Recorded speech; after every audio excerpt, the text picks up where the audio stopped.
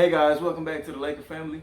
I'm going to be diving into last night's game between the Lakers and the Orlando Magic. What a heartbreaking loss it was that we suffered last night. You got to lose some here and there. You're not going to win them all. With that being said, I did end up finding myself wanting the Lakers to pull this out at the end, just due to the fact of how many times we got down big and we fought back. There were plenty of times in this game where we could have just packed it, melded in, and we're down Anthony Davis, we're down Rondo, just said it is what it is. But I love the fight from the Lakers.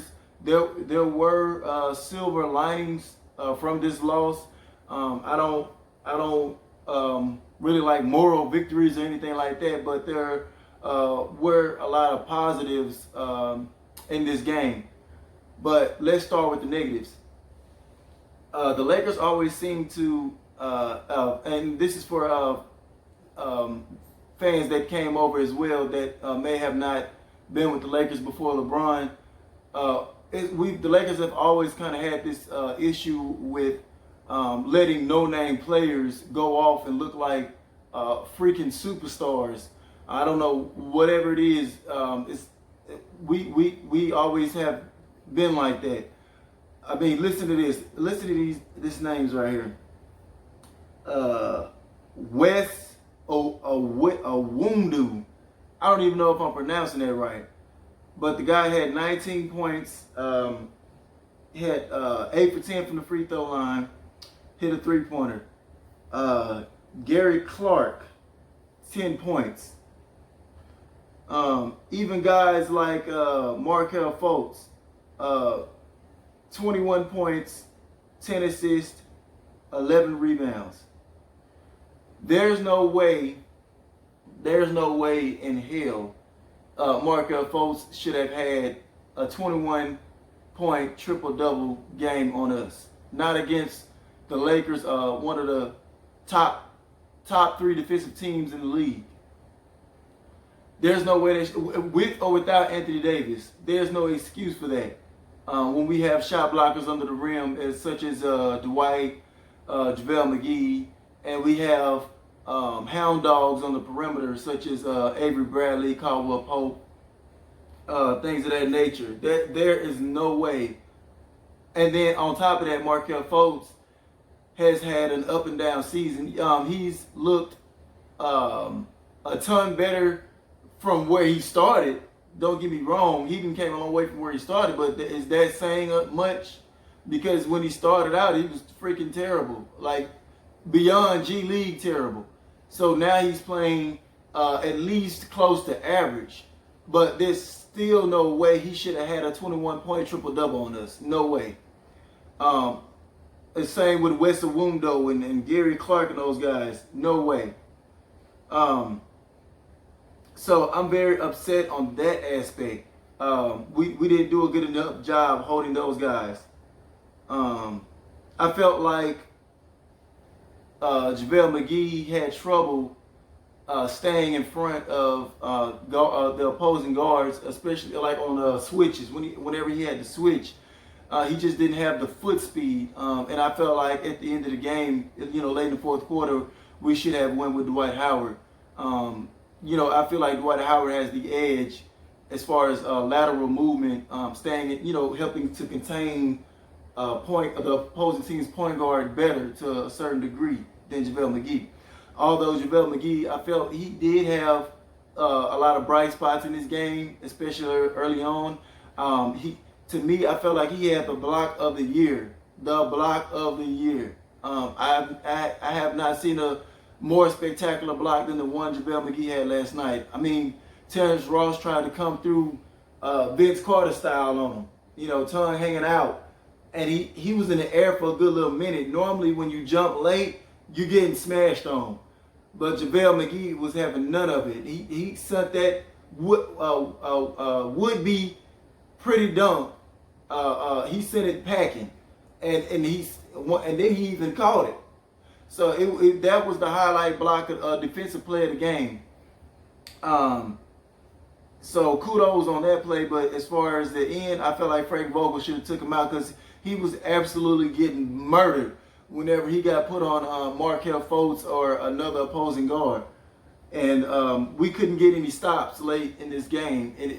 All we needed was like a couple of stops in crunch time, and we couldn't get one stop. The Magic kept going back to that same game plan, and it worked. They went right to the well, and it kept working every time. I felt like LeBron kind of settled at the end, and a couple of deep threes. He had a couple of good drives, but you could tell he just didn't have it offensively. He didn't have the total package together offensively this game. And that's fine. He's going to have a game like this here and there, especially, he's 35. So let's not be quick to just throw him under the bus or bash him or anything like that.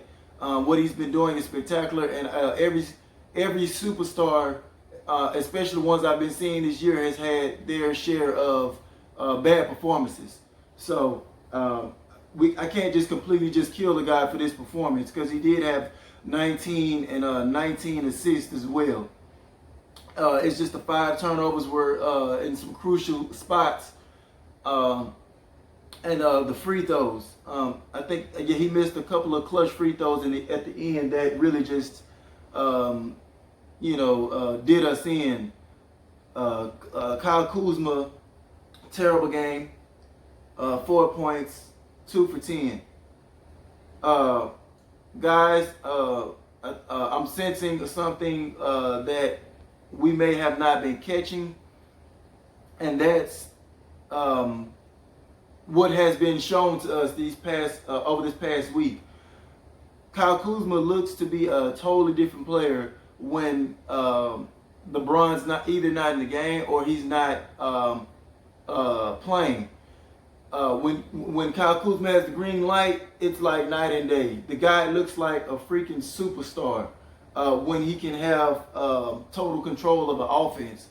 Not to say that he's not going to have his inconsistent moments, but for the most part, he looks more of a superstar player when he's able to have the green light.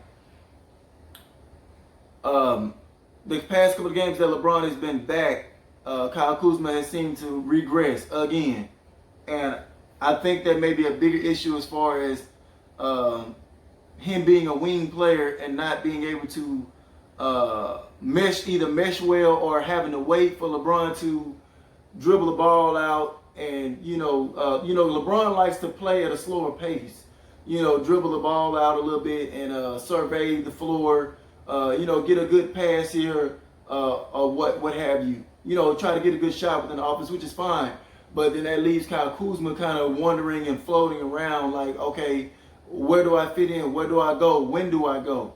And he has a hard time struggling with that so far, knowing when to pick his spots with LeBron James. Last year, people was killing Brandon Ingram, saying that he needs to figure it out, this, that, and third. But they don't realize that it may just be that hard as a second or third option trying to find your role in a LeBron type system. It may be just that difficult. So yeah, we can bash Kuzma, we can kill him, but we're not stepping back looking at the fact that it may just be that difficult for a third option. It was that way for Chris Bosh. Hell, it was even hard for Dwayne Wade, who's a Hall of Famer type player already, for him to find his niche when LeBron first came to the Miami Heat. So if it was that hard for a Dwayne Wade type player to find his niche with LeBron James, we may just be expecting the moon and the stars from Kyle Kuzma to hurry up and find his niche. And it may just take some time.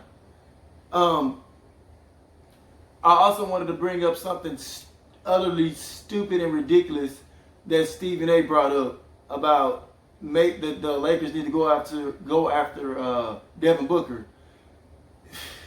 Like, sometimes I'm like, do these guys really believe the stuff that comes out of their mouth when they go on live TV and millions and billions of people are watching? Stephen A., you're my guy. I like some of your analysis, even though you're kind of, Stephen A. is kind of, his weakness is judging young talent. Over the years, he's been weak in that area of foreseeing talent, you know, prematurely calling people bust early, stuff like that, and then it blows back up in his face. He uttered those words with Brandon Ingram, and now that Ingram is killing, Stephen A. is quiet as a mouse on it. He doesn't want to acknowledge it or admit he was wrong. But what he said about Devin Booker a couple of days ago, saying we should trade Kyle Kuzma straight up. No, he said we should either straight up trade Kyle Kuzma for Devin Booker, or we should try to trade a multitude of players and some draft picks. That whole scenario sounded wrong. First of all, what draft picks do we have left after Anthony Davis trade? Second of all, Kyle Kuzma is severely paid less than Devin Booker.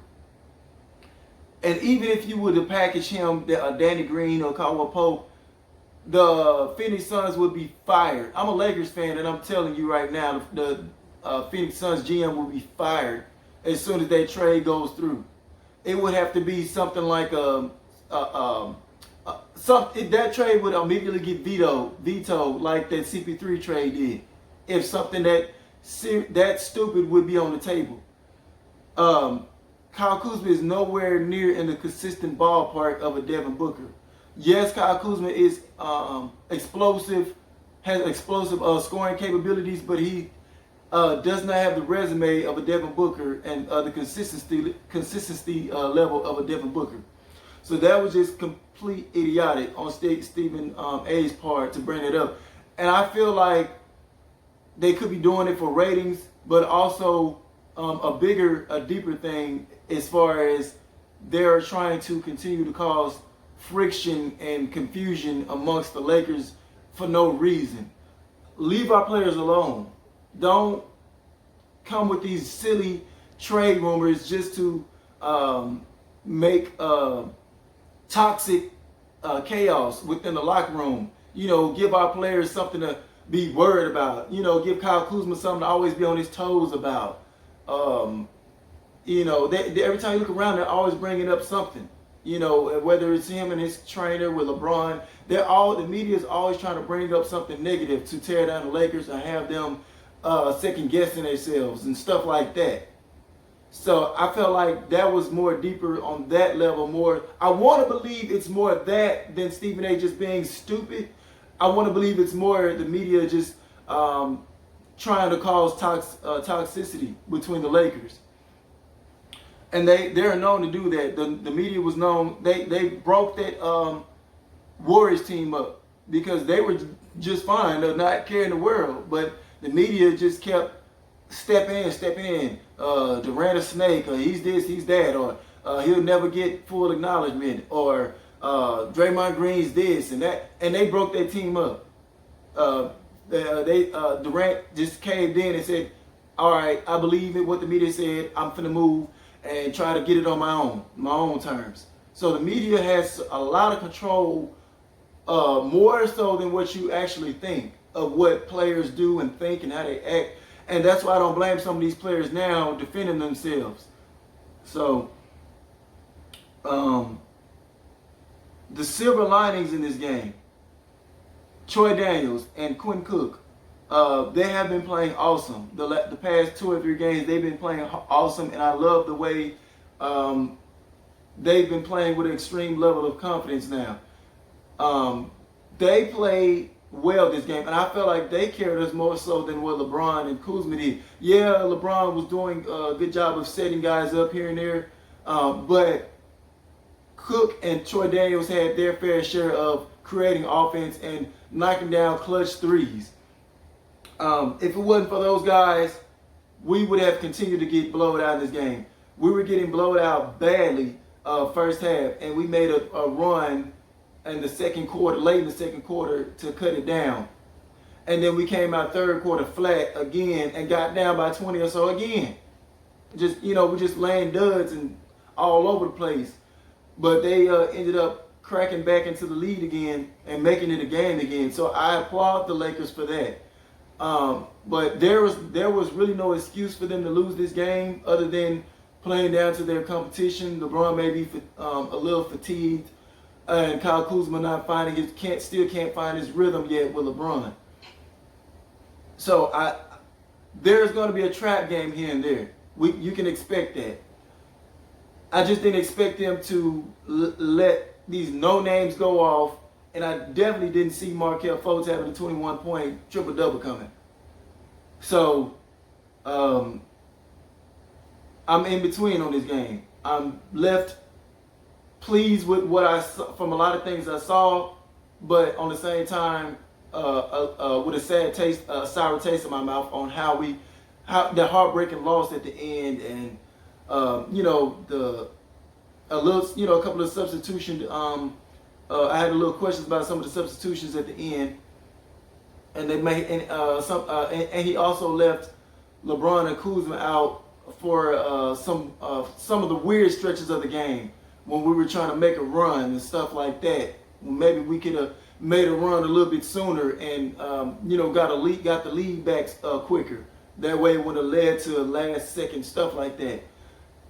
But it happens, so I'm not totally upset. So let's just take the positives from this game and move forward and work on the negatives.